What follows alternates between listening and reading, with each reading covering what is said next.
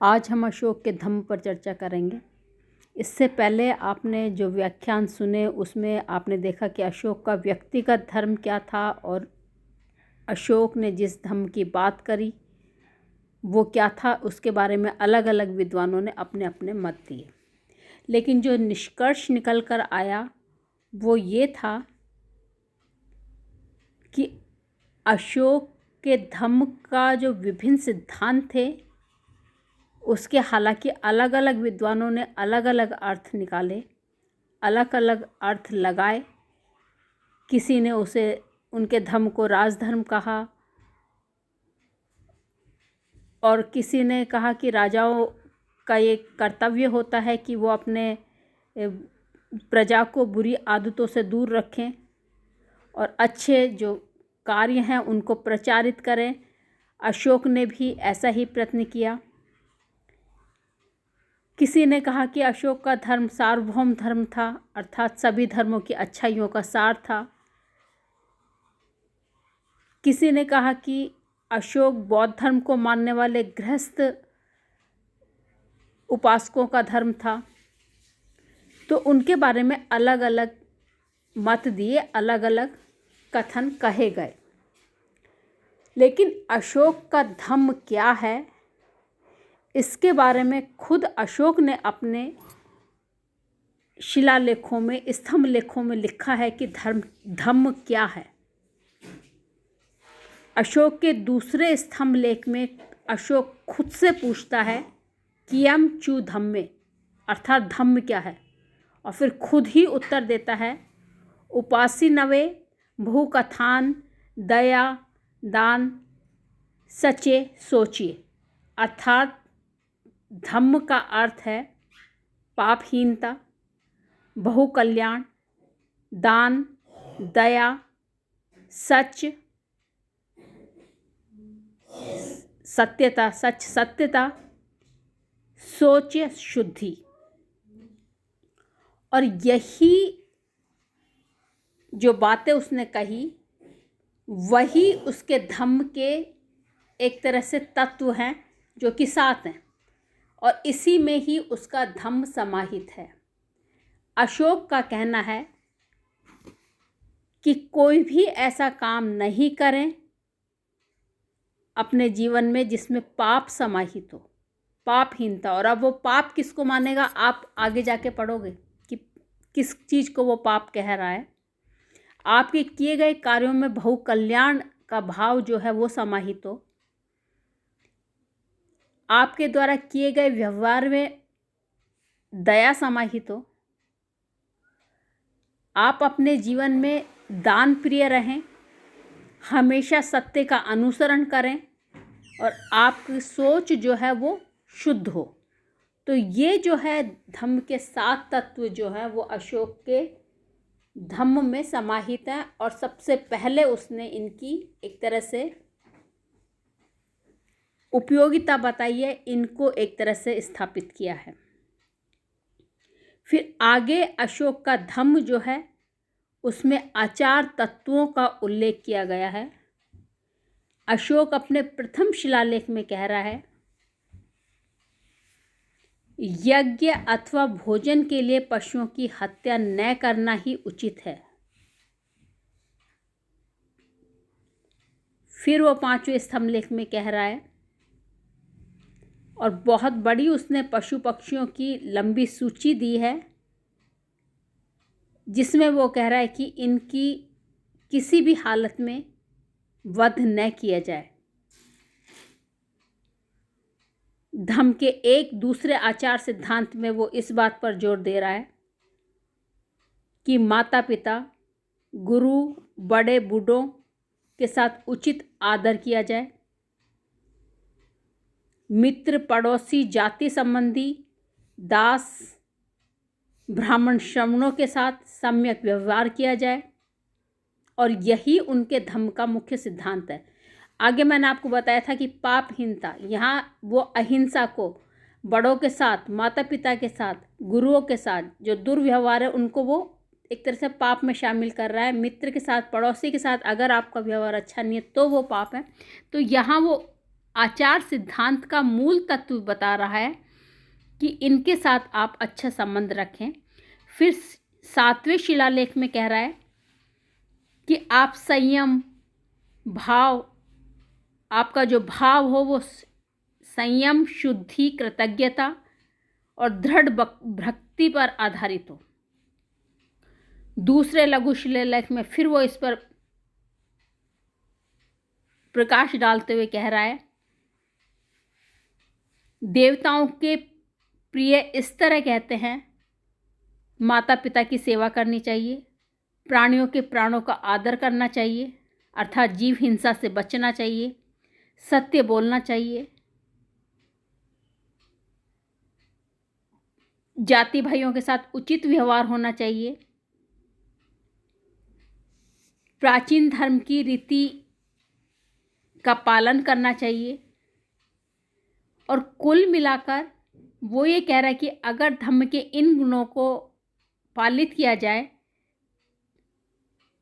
तो आप धम्म का पालन करते हैं। और यहाँ धर्म प्रचार का मुख्य उद्देश्य वो अपने समाज में शांति, सौहार्द, सौम्यता, सदाचरण की उन्नति करना चाहता था, वृद्धि करना चाहता था और अपनी प्रजा के सामाजिक जीवन को उन्नत करना चाहता था। तो यहाँ इसने ये इसके आचार तत्वों में इसके जो मुख्य 7 तत्व थे, पापहीनता, बहु कल्याण, दान, दया, सत्यता और शुद्धि, वही 7 तत्व इसके आचार तत्वों में समाहित हैं। और वो ये कह रहा है कि आपके द्वारा किए गए कार्य जो हैं वो ऐसे न हों जो कि आपको सामाजिक उन्नति के शिखर से नीचे लेके जाएं। फिर अशोक ने इन आचार तत्वों के साथ साथ निषेधात्मक आचार जो हैं उनके तत्वों को भी स्थापित किया है, प्रतिपादित किया है। और वो ये कह रहा है कि मनुष्य को क्या नहीं करना चाहिए। तो यहाँ वो स्पष्ट रूप से कहता है कि मनुष्य को इन्हें त्याग देना चाहिए: उग्रता, निष्ठुरता, क्रोध, मान और ईर्ष्या। और इन समस्त दुर्गुणों के लिए उसने एक शब्द काम में लिया है, आसीनव, पाप। और वो ये कह रहा है कि अगर आपने इन दुर्गुणों को अपनाया तो आप पाप करेंगे ही करेंगे। तीसरे अभिलेख में कहता है, मनुष्य कभी भी अपने आसीनवों पर विचार करते हुए दृष्टि नहीं डालता कि यह पाप मैंने किया है। ऐसा करना संभव भी नहीं है।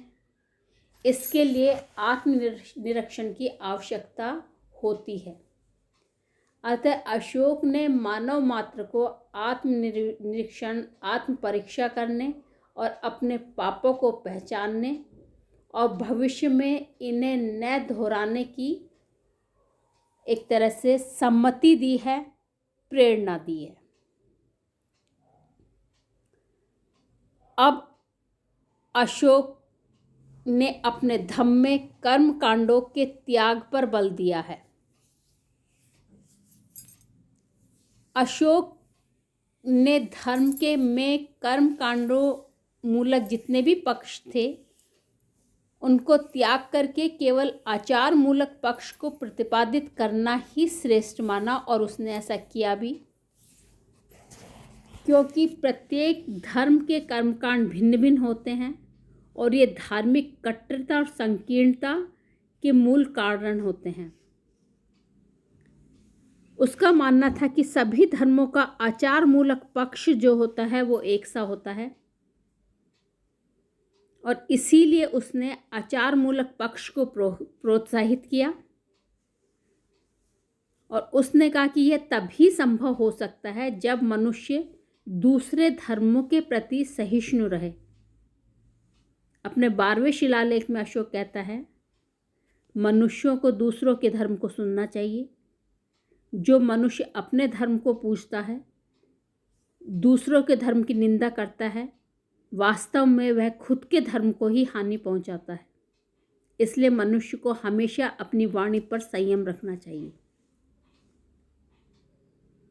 फिर अशोक का जो धम्म था वो सार्वभौमिक धर्म था, सर्व कल्याणमय धर्म था, जिसमें सभी धर्मों की बात की गई थी और जिसमें न केवल मानव मात्र के कल्याण की बात की गई थी, अपितु प्राणी मात्र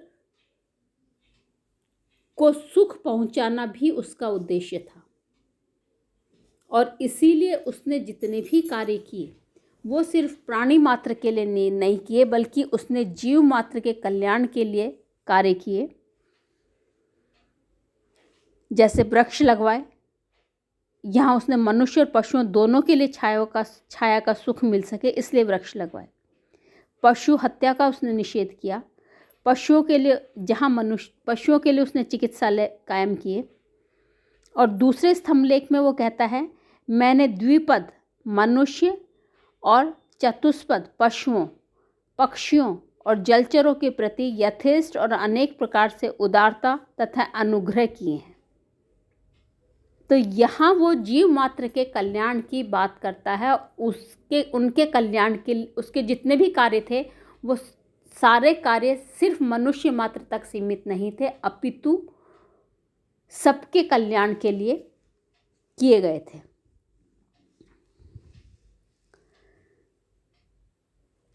अशोक की मुख्य विशेषता यह थी कि उसने इस बात में जिस धम्म का प्रचार किया, खुद भी अपने जीवन में उसी बात को अपनाया। और न केवल खुद ने अपनाया, अपितु उसने अपने उत्तराधिकारियों को भी धम्म के अनुसरण के लिए एक तरह से सम्मति दी। ये अशोक का धम्म था, जिसमें सार्वभौमिकता है, सहिष्णुता है, सभी के कल्याण की बात है, आचरण को सुधारने पर, आत्मनिरीक्षण पर बल है, निषेधात्मक धम्म समाहित है और कर्म कांड जो है उनसे परे है। और अशोक ने जिस धम्म को अपने प्रजा में प्रचारित किया, हो सकता है क्योंकि वो कहीं ना कहीं व्यक्तिगत रूप से बौद्ध धर्म की ओर आकर्षित था, बौद्ध धर्म से प्रभावित था, लेकिन उसने अपनी जनता में जो प्रचारित किया वो वास्तव में ये धम्म था, जो कि सहज और सरल था। लेकिन अशोक की इस धम्म की नीति की आलोचना भी की गई।